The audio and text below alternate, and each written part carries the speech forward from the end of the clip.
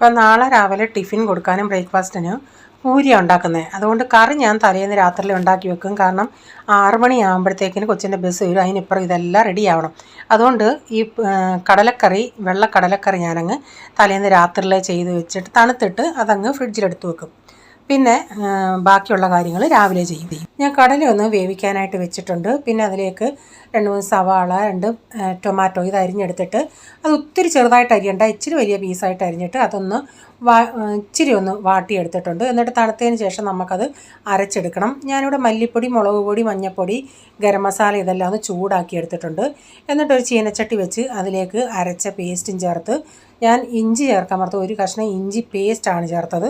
അപ്പോൾ ഈ അരച്ച അരപ്പിൻ്റെ വെള്ളമയമൊക്കെ ഒന്ന് പോയണേ അതിലേക്ക് പൊടികളൂടെ ചേർത്ത് നന്നായിട്ട് മിക്സ് ചെയ്തിട്ട് ലാസ്റ്റിൽ നമ്മൾ വേവിച്ച കടലയും കൂടെ ഇട്ട് കൊടുത്തിട്ടുണ്ട്. ഇത് നന്നായി തിളച്ച് അതൊക്കെ ഒന്ന് ഇച്ചിരി ഒന്ന് കുറുകി വരുന്ന ഉടനെ ഞാനത് ഓഫാക്കി വെച്ചിട്ട് തണുത്തതിന് ശേഷം ഫ്രിഡ്ജിൽ വെക്കും.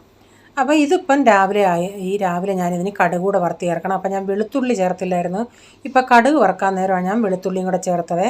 കടല വേവിക്കാൻ വെക്കുമ്പം വെളുത്തുള്ളി ചേർക്കുവാണെങ്കിൽ അന്നേരം ചേർക്കണേ, അന്നേരമാണ് ചേർക്കേണ്ടത്.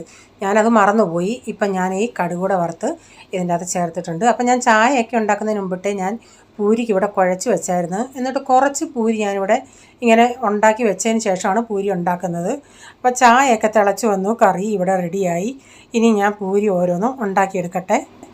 രാവിലെ ഞാൻ കറി ഉണ്ടാക്കാൻ നിൽക്കുവാണെങ്കിൽ ശരിയാവത്തില്ല, അതുകൊണ്ടാണ് ഞാൻ രാത്രിയിലെ അങ്ങ് ചെയ്ത് വെച്ചത്. അപ്പോൾ പൂരിയൊക്കെ ഞാൻ ഉണ്ടാക്കിയെടുത്ത്. അപ്പോൾ ഒരാൾക്ക് ടിഫിൻ 2 ബ്രേക്കുണ്ട്, രാവിലെ ഉണ്ട് അതിൻ്റെ ഇടയ്ക്കുണ്ട്. അതുകൊണ്ട് അവന് 2 ടിഫിൻ കൊടുത്തു വിടുന്നുണ്ട്, കൊച്ചിന് 1 കൊടുത്തു വിട്ടു.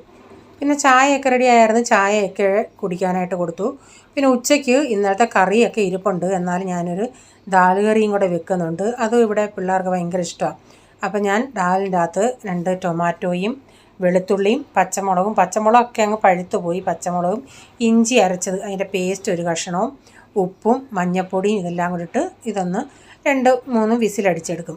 അതിനുശേഷം അത് വിസിലടിച്ച് വന്നതിന് ശേഷം ഞാൻ പിന്നെ ഇതിലേക്ക് മല്ലിയില ഇട്ട് കൊടുത്തിട്ടുണ്ട്.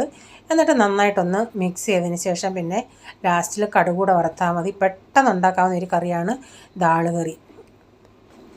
അപ്പോൾ ലാസ്റ്റ് കടുക് വറുക്കാനായിട്ട് ഞാൻ കടുകും ജീരകവും ഇടുന്നുണ്ട്. എന്നിട്ട് ഇതിലേക്ക് ഉള്ളി, കറിവേപ്പില ഇതെല്ലാം കൂടെ ചേർക്കും.